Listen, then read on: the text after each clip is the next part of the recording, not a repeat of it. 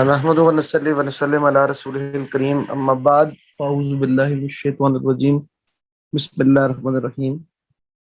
کل تک ہم نے اس پر بات کر لی تھی کہ تسبیح کہتے ہیں تعریف کو اور ذکر کہتے ہیں یاد کو۔ تعریف کا تعلق زبان کے ساتھ ہے اور ذکر کا تعلق یاد کے ساتھ ہے۔ یعنی جو اللہ کے حمد و ثناء زبان سے بیان کریں وہ تسبیح ہے، اور جو اللہ کے حمد و ثناء ذکر سے بیان کریں، دل سے بیان کریں، وہ ذکر ہے۔ اس پر بھی بات ہوئی تھی کہ قرآن مجید میں بھی اور احادیث مبارکہ میں بھی زبانی ذکر کا بھی بیان ہوا ہے، لیکن صوفیاء کرام فرماتے ہیں کہ قرآن مجید میں بھی جہاں جہاں لفظ کثرت کا ذکر آیا ہے اس سے مراد، یہاں زیادہ تر جہاں پر بھی ذکر آیا ہے اس سے مراد قلبی ذکر ہے، یعنی زبانی ذکر بھی ہے۔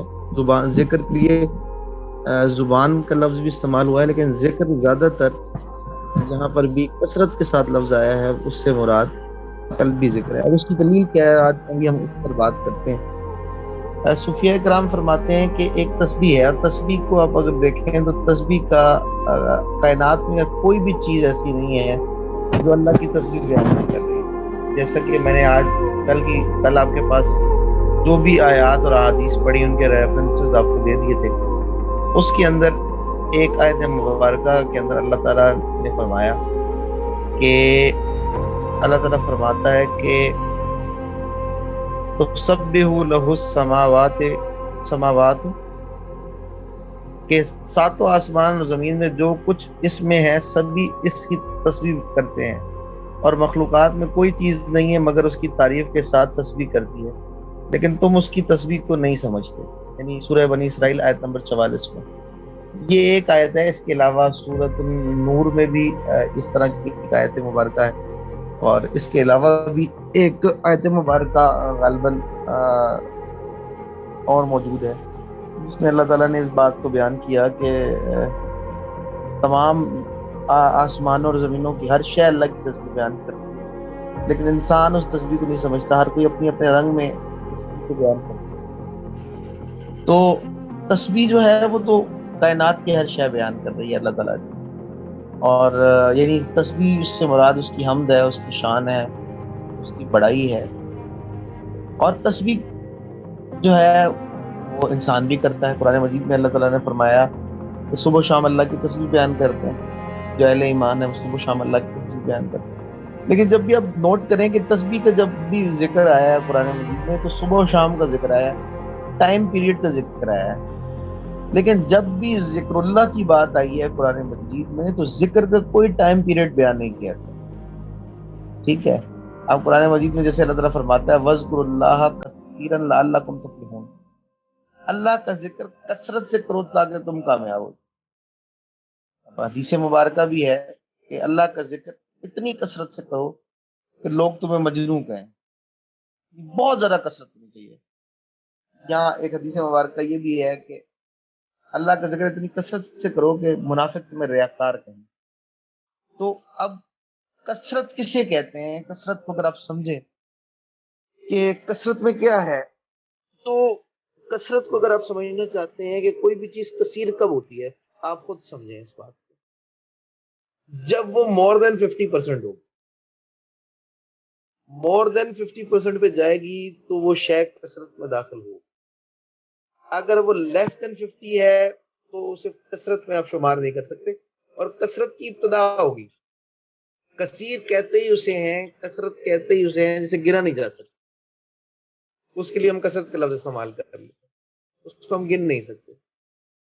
تو اب آپ خود اس بات سے اندازہ کریں کہ اللہ تعالیٰ فرما رہا ہے کہ میرا ذکر کثرت سے کرو۔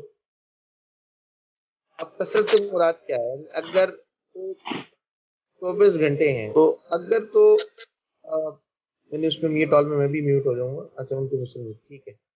جب کثرت میں جو ہے وہ کیا ہے کہ جو more than 50% ہے تو اس کو ہم اس پہ ہم کثرت کو داخل کریں گے، more than 50% پہ بات ہوگی۔ اب آپ اندازہ کریں کہ 24 گھنٹے ہیں، اب 24 گھنٹوں میں 12 گھنٹے 50% بنتا ہے، یعنی 12 گھنٹے سے زیادہ آپ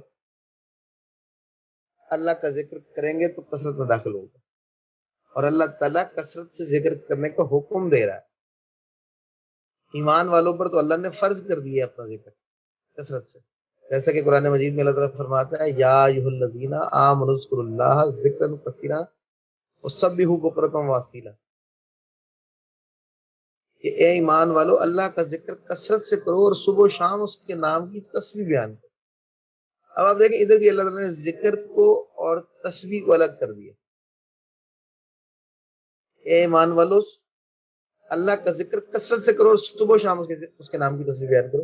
ادھر تسبیح کے لیے ٹائم مقرر ہو گیا، لیکن ذکر کے لیے کوئی ٹائم مقرر نہیں ہے. ذکر میں کثرت ہے، اور ذکر جو ہے وہ اس کو کثرت سے کرنا ہے.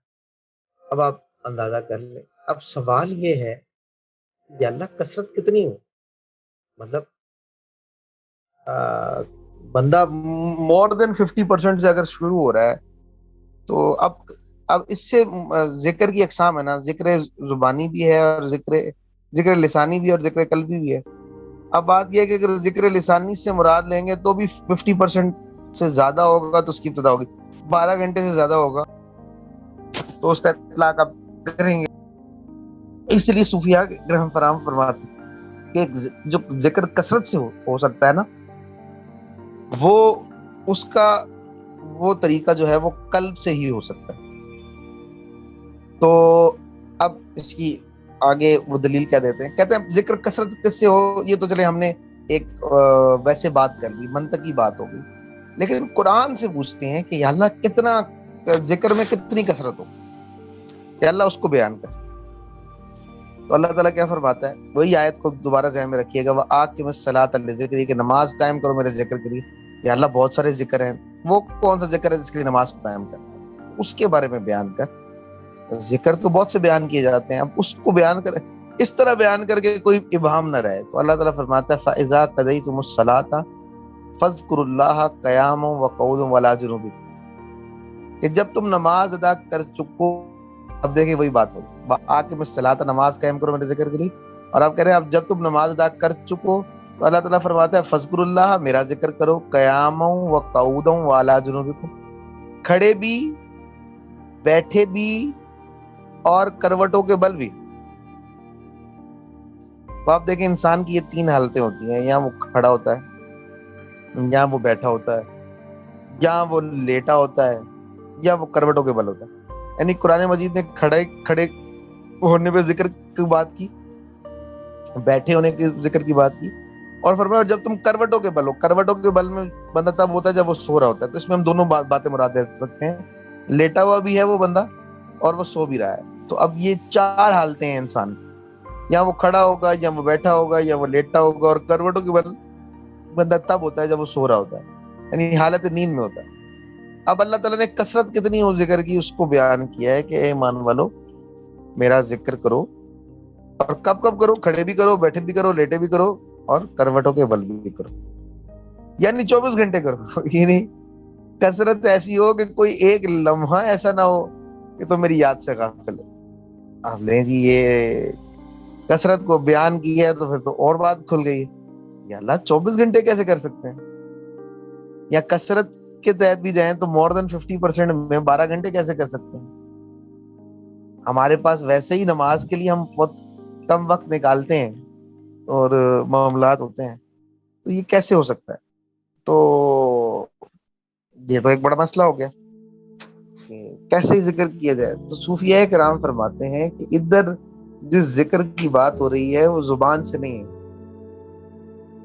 فرماتے ہیں زبان سے آپ 24 گھنٹے ذکر کر ہی نہیں سکتے. اچھا اگر کھڑے بیٹھے لیٹے کر بھی لیں گے، کروڑوں کا بل کیسے کریں گے، حالت نیند میں کیسے کریں گے. تو صوفیاء کرام فرماتے ہیں کہ حضور رسالت مآب صلی اللہ علیہ وسلم کل بھی ذکر فرمایا کرتے تھے، جیسا کہ آپ صلی اللہ علیہ وسلم، اور اس قلبی ذکر کی بدولت ہی آپ ہر وقت اللہ کے ذکر میں. جیسا کہ صحیح بخاری کی روایت ہے، آپ ایک دفعہ اٹھے، آپ نے وضو نہ کیا، نماز پڑھا دی. حالانکہ امت کے لیے آپ نے یہی حکم دیا کہ جو بندہ سو جاتا ہے تو اس کو وضو کرنا ہوتا ہے، جو اگر وہ سو جائے تو اس کا وضو ٹوٹ جاتا ہے. لیکن آپ ایک دفعہ آرام فرما گئے اور اٹھے اور تو آپ نے وضو نہیں کیا، نماز پڑھا دی. اب یہ آپ کے لیے ساتھ ہی خاص تھا، چاہے کوئی اور بھی اس کا دل ذکر کرتا ہو، لیکن یہ صرف آپ کے ساتھ شریعت میں مخصوص ہے. تو آپ اٹھے، آپ نے وضو نہ کیا، نماز پڑھا دی. صحابہ نے عرض کی کہ یار، اور یہ بھی آپ نے ایک دو دفعہ اپنے ایسا عمل کیا، تو صحابہ نے پوچھا ایسا آپ کا مستقل عمل نہیں؟ صحابہ نے پوچھا کہ یا رسول اللہ صلی اللہ علیہ وسلم، آپ نے وضو نہیں کیا، نماز پڑھا دی. تو آپ نے فرمایا تنام عین یا ولا ینام قلبی. صحیح بخاری کی روایت ہے کہ میری آنکھیں تو سوتی ہے مگر میرا دل نہیں سوتا، کہ میرا دل ہر وقت اللہ کے ذکر میں محو ہے. تو غفلت آئی ہو تو میں وضو کروں. تو کہنے کا مقصد یہ ہے کہ اس سے پتہ چلا کہ ایک ذکر ایسا بھی ہے کہ جب بندہ سو جائے تو بھی جاری رہے، اور وہ قلبی ذکر ہے. سلطان باہو رحمۃ اللہ علیہ فرماتے ہیں اگر دل زندہ ہو جائے تو مرتا نہیں، اور اگر یہ اللہ کے ذکر میں لگ جائے تو پھر چپ نہیں ہوتا، بنا پڑھے آپ پیا پڑی ہوئے، کہ آپ پڑھ بھی نہ رہے ہوں تو وہ جاری اور ساری رہتی. اب سوال یہ ہے کہ یا اللہ کثرت کی بات ہوگی، وَاذْكُرُوا اللَّهَ كَثِيرًا لَعَلَّكُمْ تُفْلِحُونَ، اللہ کا ذکر کثرت سے کرو تاکہ تم کامیاب ہو جاؤ. اور کئی آیات ہیں، سینکڑوں آیات ہیں قرآن مجید جہاں اللہ تعالیٰ نے ذکر کو کثرت سے کرنا ہے، اور کثرت کتنی ہو تو یہ شاید میں بیان ہو گیا. یا اللہ لیکن اب کیسے ہو؟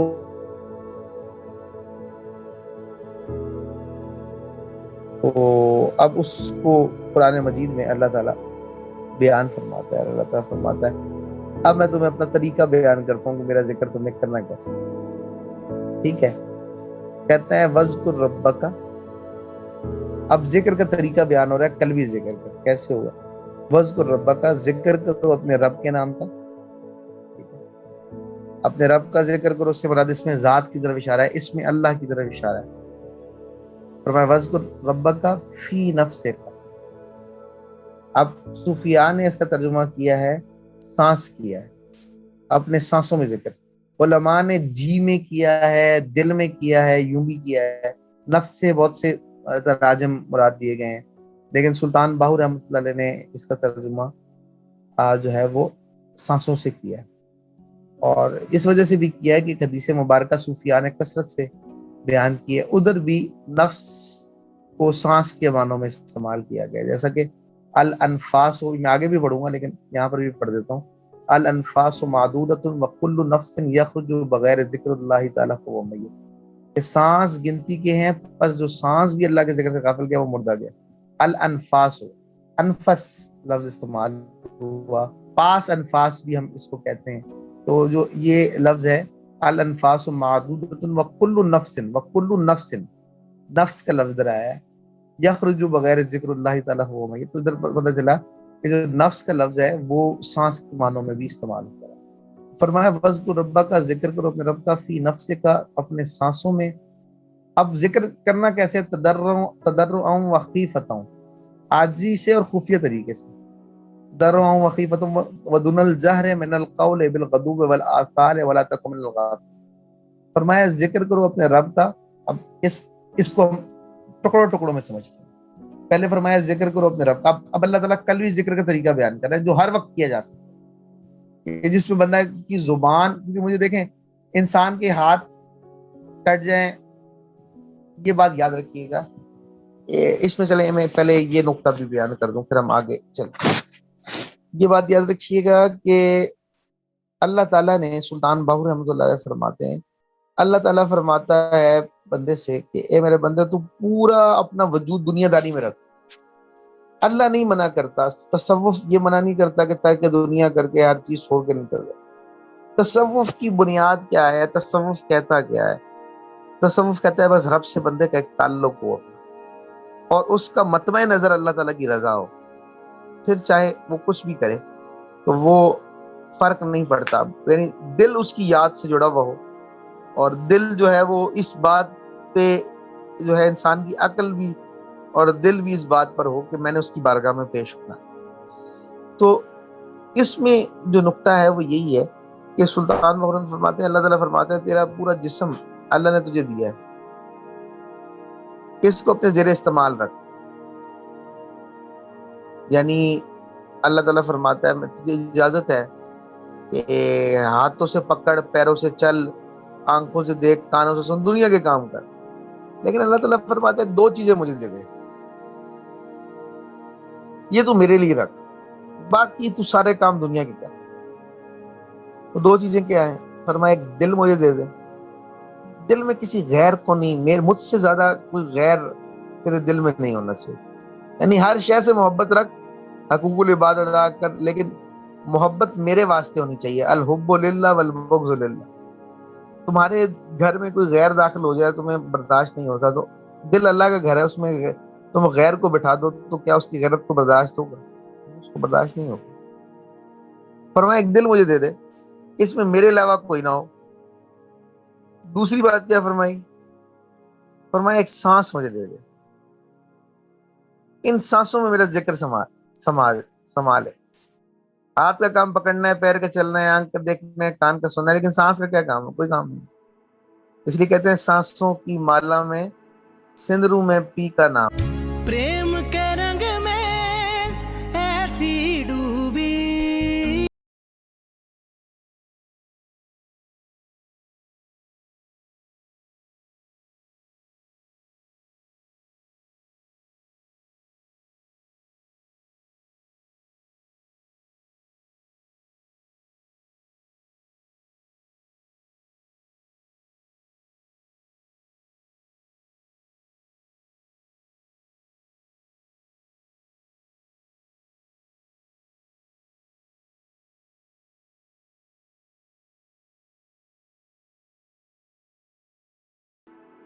کہ سانسوں کی مالا میں اس کے نام کو جپنا۔ سانس کا کوئی کام نہیں ہے، اور یہ زندگی کا دار و مدار دنوں گھنٹوں مہینوں پر نہیں ہے، سانسوں پر ہے۔ تو فرمایا ایک سانس مجھے دے دے، ان سانسوں میں میرا ذکر تو کر۔ اور فرمایا جب یہ سانس اللہ کے ذکر میں آئے اور دل میں اس کی یاد ہو، اس کی ذات ہو، تو فرمایا پھر تو دنیا داری میں جتنا بھی محو ہو جا، تو اللہ تعالیٰ سے غافل نہیں ہو سکتا۔ تو یہ ایک بات ہے۔ اور پھر آپ یہ بھی دیکھیں کہ دل اور سانس کا آپس میں تعلق ہے، سانس رک جائیں گے دل بھی بند ہو جائے گا، ہاتھ کاٹ دو بندہ نہیں مرتا، پاؤں کاٹ دو بندہ نہیں مرتا، آنکھ نکل جائے بندہ نہیں مرتا، سانس رک جائے بندہ مر جاتا۔ زندگی کے دار و مدار سانسوں پر ہے۔ ایک بات یاد رکھیے گا کہ یہ روح کی خوراک ہے، جو جب سانس کے ساتھ دل میں بندہ اللہ کا ذکر کرتا ہے تو یہ روح کی خوراک بنتی ہے۔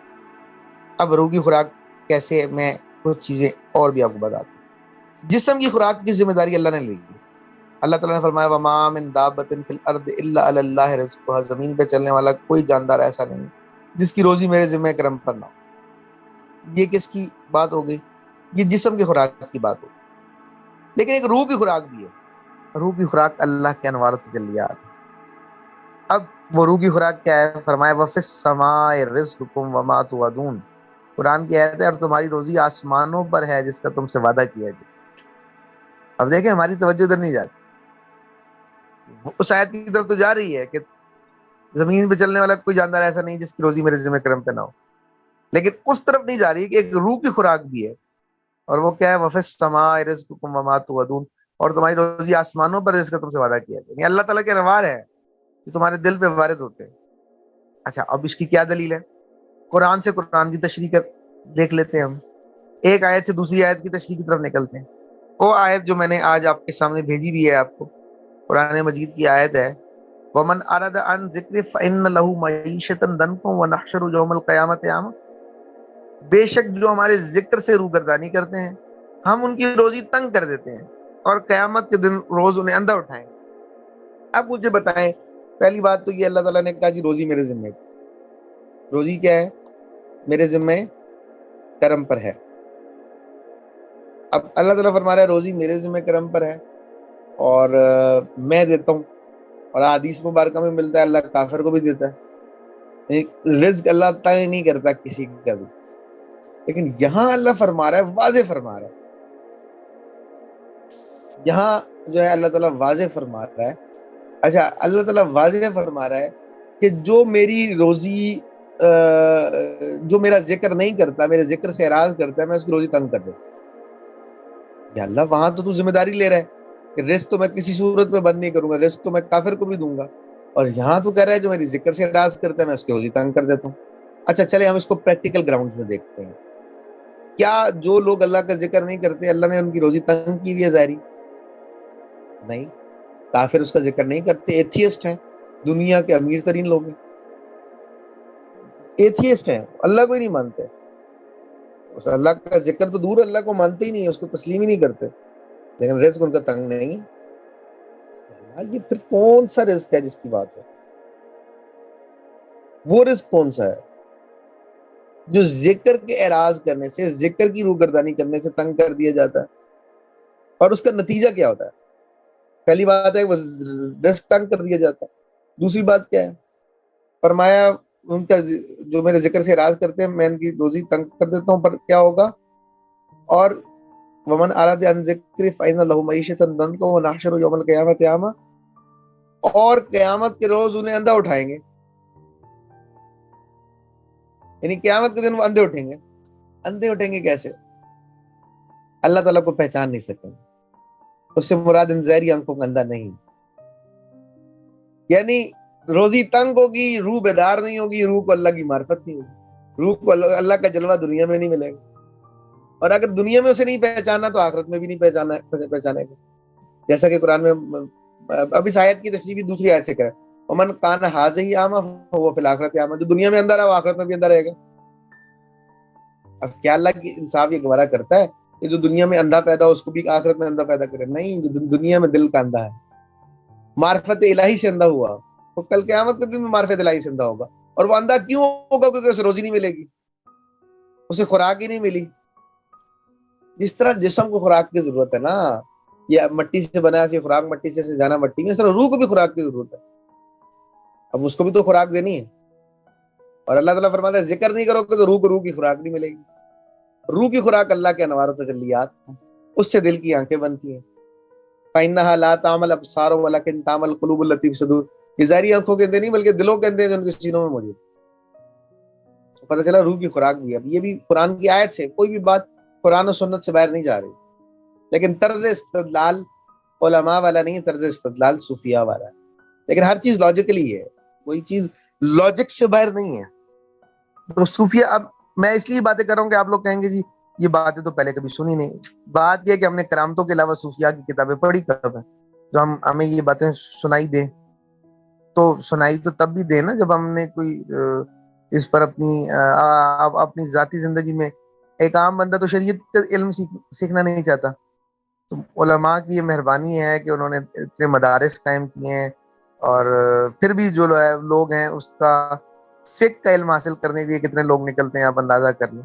تو یہ تو پھر آگے تصوف کی بات ہے۔ تو ہم ایک وقت میں یہ رجحان ہوا کرتا تھا اسلامی معاشروں میں، لیکن اب نہیں ہے، تو بہرحال تبھی یہ باتیں ہمیں تھوڑی سی انوکھی لگتی ہیں کیونکہ ہم نے یہ سنی نہیں ہے، لیکن بہرحال بات یہی چل رہی تھی کہ اب ذکر کے آداب کیا ہیں، اور یہ روح کی خوراک اللہ کے انوار ہے، اور اس سے دل کو اللہ تعالیٰ وہ نور عطا کرتا ہے کہ دل پر پردے اٹھ جاتے ہیں، اور دل اللہ تعالیٰ کے انوار و تجلیات کا مشاہدہ کرتا ہے۔ یہ ظاہری آنکھ اس کے نور کو نہیں دیکھ سکتی، لیکن دل پر اس کا نور وارد ہوتا ہے، اور دل کی آنکھ اس کا مشاہدہ کرتی ہے، تو معرفت الہی دل کی آنکھ سے نصیب ہو سکتی ہے۔ اب ذکر کرنا کیسے ہے؟ ذکر کرو اپنے رب کا، کیسے؟ سانسوں کے ساتھ۔ اب اپنے رب کے نام کا ذکر کرو، اس سے مراد اس میں ذات کی طرف اشارہ ہے، اس میں اللہ ہو کی طرف اشارہ ہے۔ اللہ کا ذکر، اس میں اللہ کا ذکر کرو، صفاتی اذکار کی بات نہیں ہو رہی، ذات کے ذکر کی بات ہے۔ اچھا، کرنا کیسے؟ سانسوں کے ساتھ۔ دوسری شرط کیا ہے؟ سانسوں میں، دل میں کرنا ہے، یا جی میں بھی کر لیں چلیں، اگر علماء جو ترجمہ کرتے ہیں جی میں، تو جی میں بھی اس سے مراد قلب آتا ہے، قلب سے ذکر کرنا، ٹھیک ہے؟ ذکر کرو اپنے رب کا سانسوں کے ساتھ، تضرعا و خیفتا۔ اب کیا کرنا ہے؟ عاجزی سے ذکر کرو، اکڑ کے نہ کرو، کبر تمہارے ظاہر نہ ہو۔ عاجزی سے کیسے ہوگا؟ جس کا پتہ آپ کو ہو یا اللہ کو، عجز و انکساری ہو، ریاکاری نہ ہو جس میں۔ عاجزی تو تب ہوگی نا جب اس میں ریاکاری کا شائبہ نہ ہوگا۔ تو اب اس کی عاجزی کیسی ہو، اس کی وضاحت اگلی آیت میں ہوگی، اگلے لفظ میں ہوگی۔ ذکر کرو اپنے رب کا، یعنی اس میں اللہ کا ذکر کرو، سانسوں کے ساتھ کرو، عاجزی سے کرو، اور خفیہ طریقے سے کرو۔ اب اس میں قلبی ذکر کی بات ہو رہی ہے کہ خفیہ کیا ہے، جس کا یا تو آپ کو پتا ہو یا اللہ کو پتا ہو، اور کسی کو نہ پتا۔ میں آپ کو کہوں آپ کو ایک کام بڑا خفیہ طریقے سے کرنا ہے، آپ پورے محلے میں ڈھنڈورا پیٹ دیں، وہ کام خفیہ رہے گا؟ خفیہ وہ ہے جس کا آپ کو پتہ ہے یا اللہ کو پتہ ہے، دوسرے کو پتہ ہی نہیں۔ اسی لیے کہا حدیث مبارکہ میں خیر الذکر ذکر الخفی، سب سے بہتر ذکر ذکر خفی ہے۔ تو آپ اندازہ کریں، قرآن کلیئر کہہ رہا ہے ذکر کرو اپنے رب کا سانسوں کے ساتھ عاجزی سے، خفیہ طریقے سے، کہ کسی کو پتہ بھی نہ لگے۔ اچھا، اس کی وضاحت اور آگے بھی ہو رہی ہے۔ اگر ہم کہیں جی خفیہ سے یہ مراد نہیں ہوگا، اچھا چلیے پھر آگے چلیں، آگے والی بات سے کیا مراد ہے؟ ذکر کرو اپنے رب کا سانسوں کے ساتھ عاجزی سے، خفیہ طریقے سے، بغیر آواز نکالے، آواز بھی نہ نکلے، جب نہ ہلے، ہونٹ نہ پھڑکن، خاص نمازی سوئی ہوئی۔ سلطان باہو رحمۃ اللہ علیہ نے ان آیات کی بڑی خوبصورت تشریح کی ہے۔